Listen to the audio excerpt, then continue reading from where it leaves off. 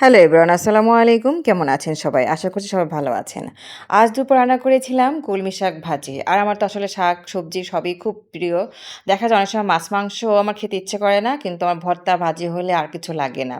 আসলে কথা বলতে চাচ্ছিলাম, আমরা যারা হাউসওয়াইফ ঘরে কাজ করি, দেখা যায় অনেক সময় আমাদের যে হাসব্যান্ড আছেন, এই লোকটা মানে আমি তো আমার কথা বলছি, কিন্তু দেখা যায় ঘরে, ঘরেই এই কাজ হচ্ছে। তারা হাউসওয়াইফকে একদমই মূল্যায়ন করে না। তাদের ধারণা তারা বাহিরে যে কাজ করে সেটাই হচ্ছে কাজ, আর আমরা যারা ঘরে কাজ করি সেটা হচ্ছে অকাজ। এটা কোনো কাজের মধ্যেই পড়ে না।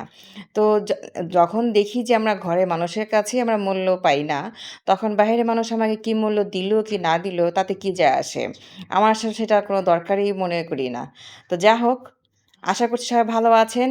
আর আমার পেজটা যদি ভালো লাগে অবশ্যই সুন্দর একটা রিভিউ দিবেন। সাথে একটা কমেন্ট করে যাবেন যে আপনাদের কাছে কথাটা কেমন লেগেছে এবং আপনারা কি মনে করেন।